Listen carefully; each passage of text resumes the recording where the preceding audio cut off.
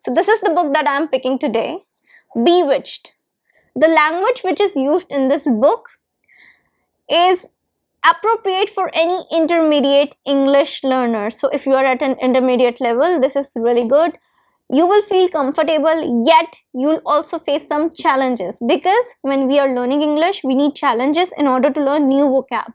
So this will also make you comfortable, but it is going to also provide you some challenging words through which you can improve your English, improve your vocabulary.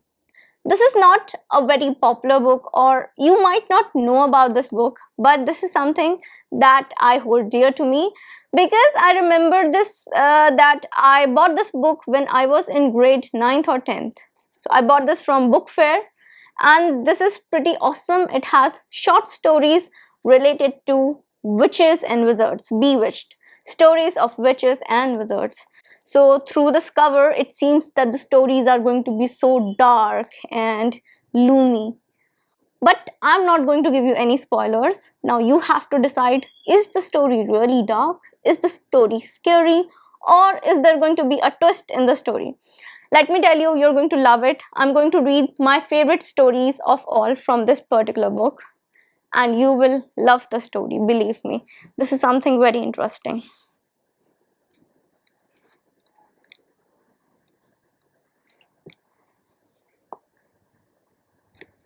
Okay, let's begin. So, the name of the story is The Dreaded Black Witch, written by Samita Ernie.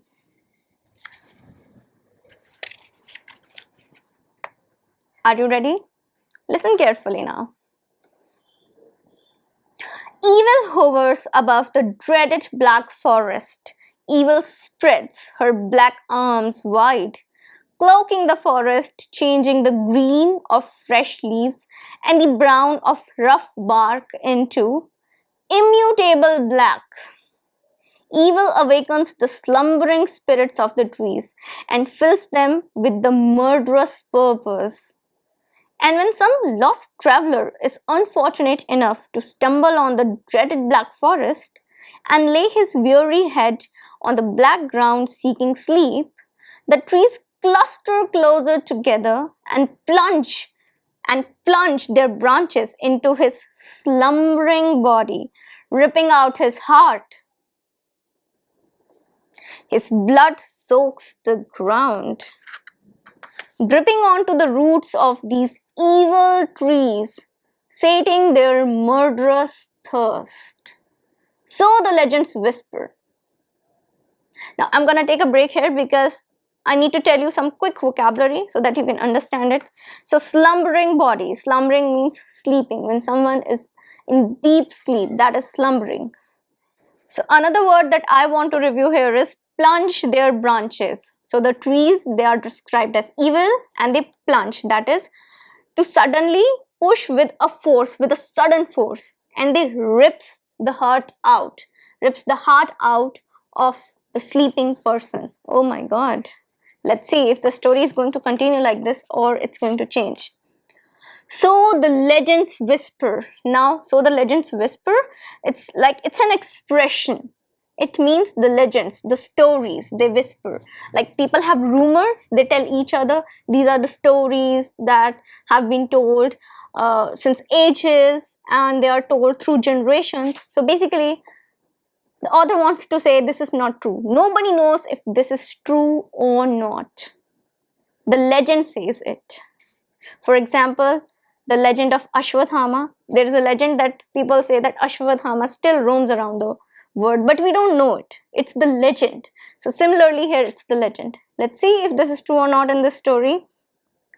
In the middle of the dreaded black forest rises the dreaded black tower, a twisted and warped edifice, soaring high into the cloud.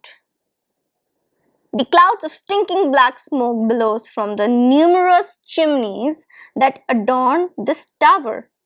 In the tower lives the most dreaded, awful, blackest, wickedest witch that ever lived, the dreaded black witch Alka.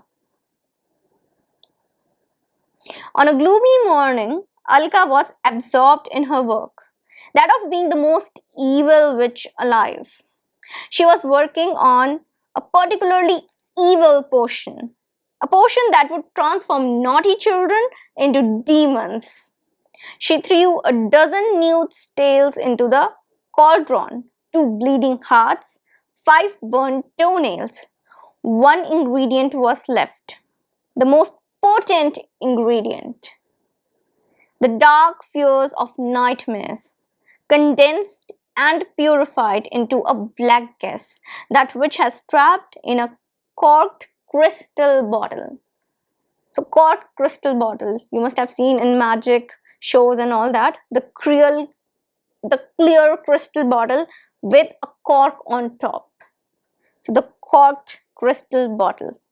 But then somebody thumped on the door to the tower, and a voice cried, "Dreaded Black Witch! Dreaded Black Witch!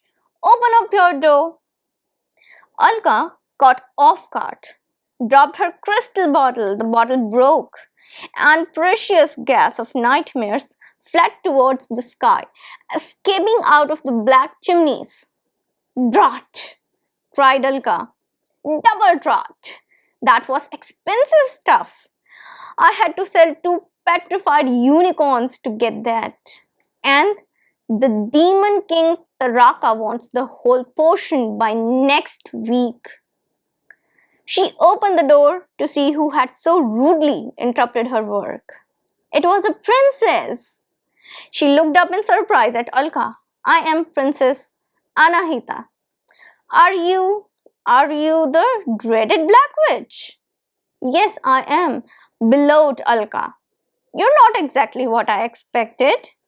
The princess had a point.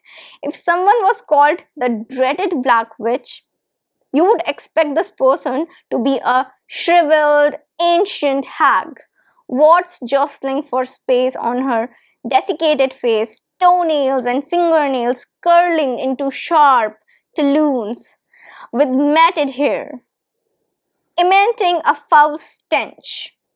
Alka was neither old nor shriveled. So shriveled means someone who's covered with so many wrinkles, who's quite old and wrinkled skin.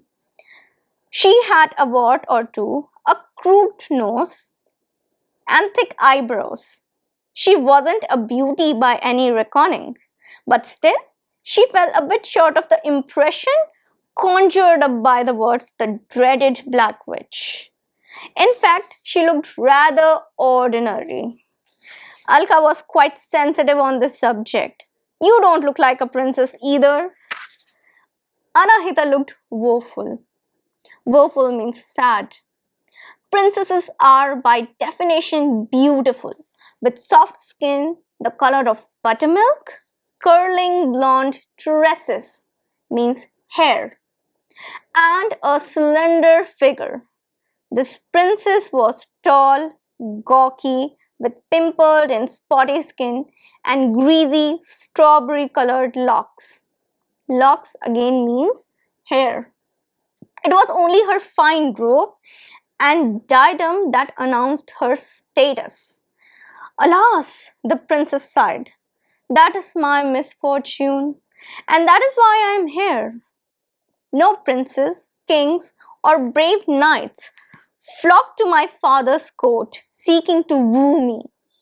I am not beautiful enough for them. What am I to do?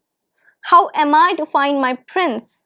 So that is why I am here. Imprison me, dreaded Black Witch. Torture me. Be wicked. Come on." "Why would I do that? You must be mad." "It's what witches do, isn't it? They imprison and torture princesses. It shows the world how evil you are. Hearing of my sad plight, some chivalrous gallant will come to rescue me from your diabolical clutches. And when he rescues me, he will fall in love with me and all will be well." Alka was astounded, surprised.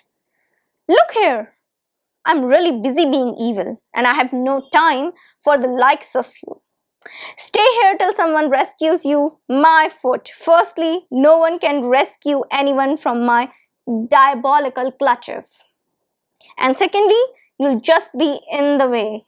What self-respecting witch would put up with a princess? Bah, now go away and stop troubling me or I'll curse you. Curse me? What a splendid idea. Could you?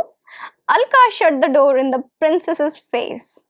But an hour later, Anahita was still there, diligently thumping on the door to the dreaded Black Tower. Why can't you take no for an answer? Alka bellowed. Go away, I'm not changing my mind. The princess pulled out a pile of picture books from underneath her billowing gown. See, she exclaimed, opening a book. I have proof. Lots of witches do evil things to princesses. It's what defines being a witch. Look here, this is the story of Rapunzel.